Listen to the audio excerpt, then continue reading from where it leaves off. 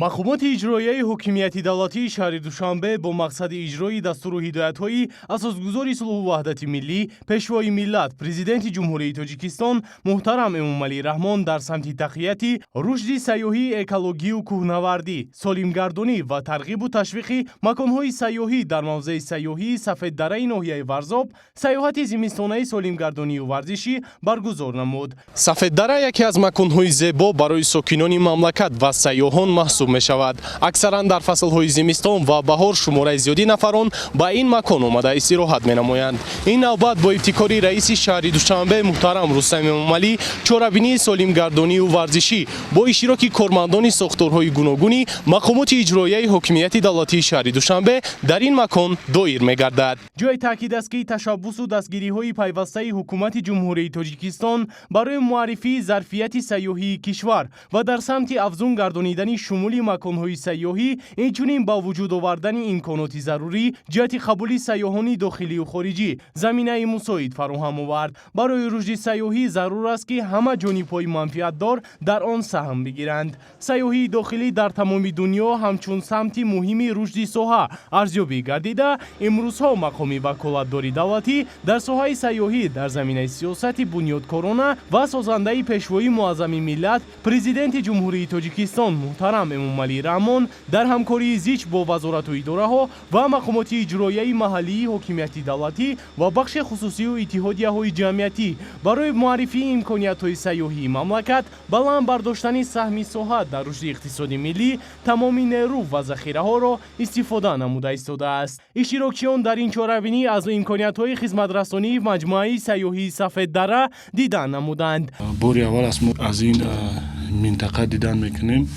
дар оянда мехоҳем ки бо ҳайати оила биёем, зеро хеле хуб аст он чизе ки дар шабакаҳои телевизионӣ медидем, он чизе ки аз суҳбату аз ба қавле аз таърифҳои дӯстону бародарон мешунидем, омадем дидем ва фикр мекунам ба дигаронам тавсия метавонам ки аз мавзеъҳои сайёҳӣ бахусус аз минтақаи яъне Сафеддараи минтақаи Варзоб дидан намоянд. Дар маҷмӯаи Сафеддара инфраструктури муосир, хизматрасонӣ ва шароити муносибу ҷавобгӯ ба меъёрҳои байналмилалӣ ба роҳ монда шудааст. феълан ин мавзеи нодири табиӣ мавриди таваҷҷӯҳи сайёҳону меҳмонони дохилу хориҷи мамлакат гардидааст. Чӣ гуна ки мебинем, барф хело ҳам пуршида борида истодааст.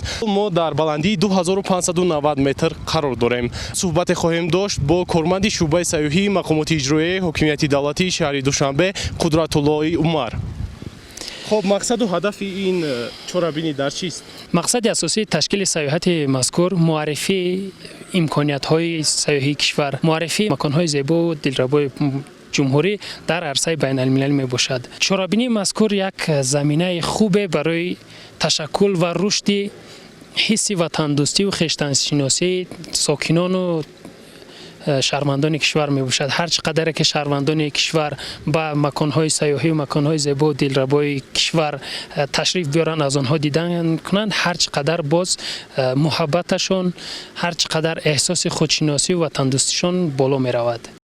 در اینجا برای فراغت راهی تنابی، مکان‌های لیژرانی، سنوبورد، سنوتیوب، کنکی توزی برای کودکان و کلانسالان و دیگر شرایط فراهم آورده شده‌اند. مهمانخانه سه ستارگی مجموعه از 54 اتاق عبارت بوده در یک وقت میتواند 240 نفر را قبول نماید. در مجموعه لیژرانی اینفراستراکتور ایلاوگی از قبیل طربخانه، مغازه خوراکواری، مغازه فروش اسباب و لوازمات لیژرانی، نقطه‌های اجاره لوازمات لیژرانی، برفگرد و غیره ساخته شده‌اند.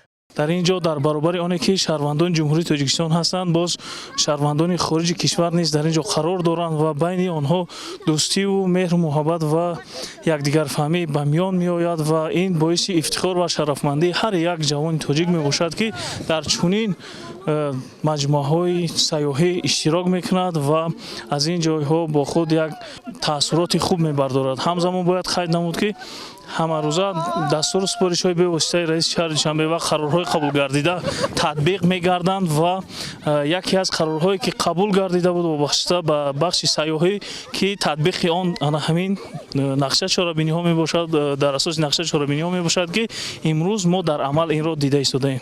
қобили қайд аст ки сайёҳии дохилӣ барои огоҳии комил пайдо кардани сокинон аз имконоти гардишгарии кишвар, шиносоӣ бо ҳаёт ва фаъолияти мардуми минтақаи дигар, фарҳангу тамаддуни қадимӣ ва дар ин замина ба рушду тавсеяи сайёҳии воридотӣ таъсири назаррас хоҳад расонд. дар раванди рушди сайёҳии дохилӣ ва байналмилалӣ дар Тоҷикистон зиёда аз 3000 ёдгории таърихию фарҳангӣ ба қайд гирифта шуда ва ҳудудҳои табиӣ махсус ҳифзшавандаи табиат мусоидат менамоянд. мақомоти ваколатдори давлатӣ дар соҳаи сайёҳӣ дар доираи салоҳияти худ тибқи ҳадафҳои стратегияи рушди сайёҳӣ дар Ҷумҳурии Тоҷикистон барои давраи то соли 2030 бо ташкилоту созмонҳои байналмилалӣ дар самти мутобиқ гардонидани маҳсулоти сайёҳии мамлакат ба стандартҳои байналмилалӣ мунтазам чораандешӣ намуда истодааст. дар фарҷом аз ҷониби дастандаркорон барои иштирокчиёни ин чорабинӣ хони идона ороста шуда, аксҳои хотиравӣ низ гирифта шуданд.